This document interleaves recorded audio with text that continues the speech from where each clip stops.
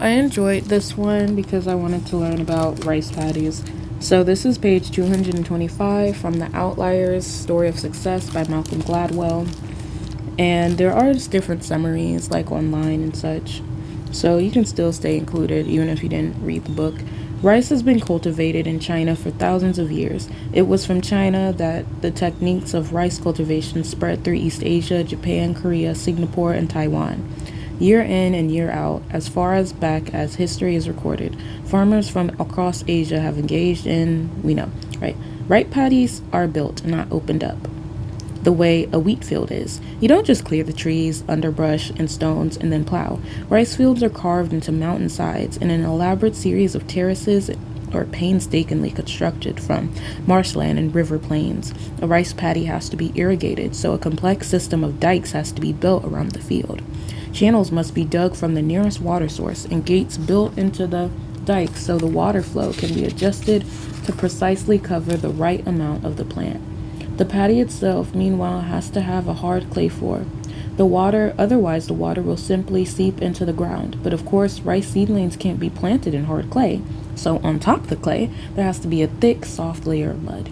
And the clay pan, that it's called, has to be carefully engineered so that it will drain properly and also keep the plant submerged at the optimum level.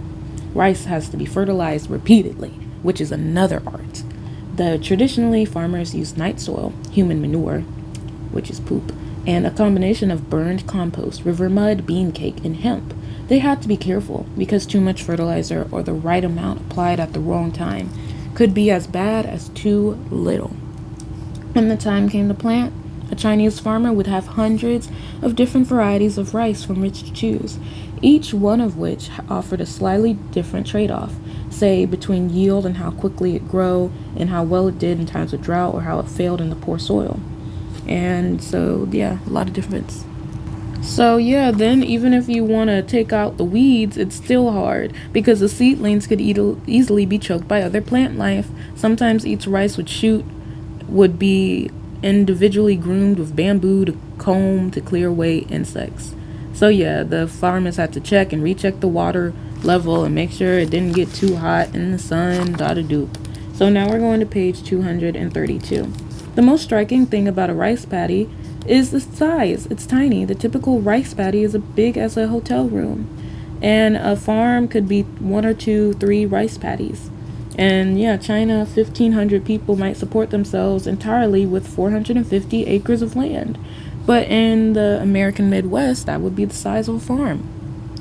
And it's crazy thinking 5 and 6 people living off a farm the size of 2 hotel rooms. Historically, Western agriculture is mechanically oriented, which we know the mechanicalness. It's very much like you get more sophisticated equipment, and then you can replace human labor with mechanical labor. You can get a machine, a hay baler, a combine harvester, a tractor, and all of that. But in Japan and China, they did not have money to buy equipment, and in any case, there certainly wasn't extra land that could be converted into new fields. So you just gotta keep getting smarter. And that is skill-oriented, as Francesca Bay puts it, an anthropologist. If you're willing to weed a bit more diligently and become adept at fertilizing and spend a bit more time monitoring water levels and do the best you can, you'll harvest a bigger crop. And then he mentions the Bushmen people. They said that, the Kung Bushmen of Kalahari Desert in Botswana, they didn't work a lot. The men and women worked more than 12 to 19 hours a week. And then you have the Europeans, where they would work from Dune to Nan 200 days a year, which is about 1,200 hours of work annually. And then in page 235, working a rice field is 10 to 20 times more labor intensive than working on a corn or wheat field, the same size. Some estimates put the annual workload of a wet rice farmer in Asia at 3,000 hours a year, right? So we got 1,200 hours of work annually. That's 1,200.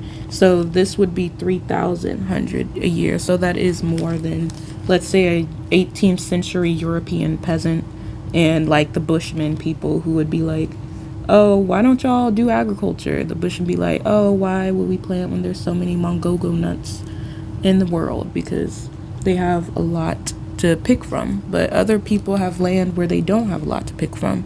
But what's good about that is the reward, right?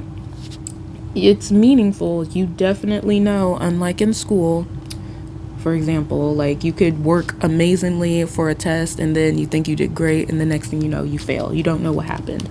But with the rice farmer, you definitely know the relationship in the rice farming between effort and reward. The harder you work in the rice field, the more it yields. It's complex work. And the farmer isn't just planting in the spring and harvesting in the fall. She runs a small business, he or she, juggling a family or workforce, hedging uncertainty of seed collection, building and maintaining a sophisticated irrigation system, and coordinating the complicated process of harvesting the first crop while preparing the second. And it's autonomous. The peasants of Europe had to work as low-paid slaves, but in China, you can't do that. Because, the slaves, they'll get sad, they'll not care about their work, they don't want to make you richer anymore, they'll start fighting back. But again, feudalism can't work in a rice economy. Growing rice is too complicated and intricate for a system that requires them to be bullied into the fields each morning. So in southern China, they would be hands off with their tenants, for example, with the landlords there. They would collect a fixed rent and let the farmers go about their business. The thing about wet rice farming is not only do you need phenomenal amounts of labor, but it's very exacting. You have to care. It really matters that the field is perfectly leveled before you flood it. Getting it close to the level but not quite right makes a big difference in turn of your yield. So you definitely have to want to do better. And that's why you get fixed rents. Because again, if the harvest comes out well, the landlord gets a better share. No, the farmer gets a better share. Sorry. But yeah, the overlord has to have a system that gives the laborer some set of incentives where the harvest comes out well. Then the farmer is going to get a bigger share of the harvest. So you get a fixed rent and you pay like 20 bushels regardless of the harvest. And if it's good, you get extra. It's a crop that doesn't do very well in something like slavery or wage labor. It would be too easy to leave the gate that controls the irrigation open a few seconds too long and ruin your field. This was a quote from the historian Kenneth Pomerantz. And then we get into the religion. So a Russian proverb would be, if God doesn't bring it, the earth will not give it. And then the Chinese proverbs would be, no food without blood and sweat. Farmers are busy. Farmers are busy. If farmers weren't busy, where would grain to get through winter come from? In the winter, the lazy man freezes to death. Unless you ask about the crops, it all depends on hard work and fertilizer. If a man works hard, the land will not be lazy. But again, that's with their relationship with work. And then he talks about how when they take the TENS exam, which is a test about, intelligence levels and stuff, basically when you take it, they aren't the same, for countries that have a different culture. For example, when students don't want to work on a problem, then you notice they do worse on the test because they're not used to working and thinking things through and keep working hard. And that's what I believe the point was. And yeah, if you don't answer, like if you skip more questions on this test, then odds are you're going to do worse on the test. And that, again, it's like the ability to want to push through and persevere and keep working. That's what makes you successful at things like math. And yeah, so Bo's point, which is a researcher at the University of Pennsylvania, Erling Bo. Bo's point is that we could predict precisely the order in which every country would finish in the Math Olympics without asking a single math question. All we got to do is know how hard they were willing to work. In fact, we wouldn't even have to give them a task. We would be able to predict which countries are best at math simply by looking at the national culture's place, the highest emphasis on effort and work. So which national cultures do that? And we see Singapore, South Korea, China, Taiwan, Hong Kong, and Japan. And again, all of them have cultures shaped by the tradition of wet rice agriculture and meaningful work. So again, meaningful work is like the work that you know is gonna benefit you. I feel like the type of work that it's like, as if I do well in this, I'm gonna get an immediate reward. I'll see it. But a lot of our work that we do, like, there's no immediate reward, and it makes a lot of people discouraged, which is why we have a lot of kids that already hate school.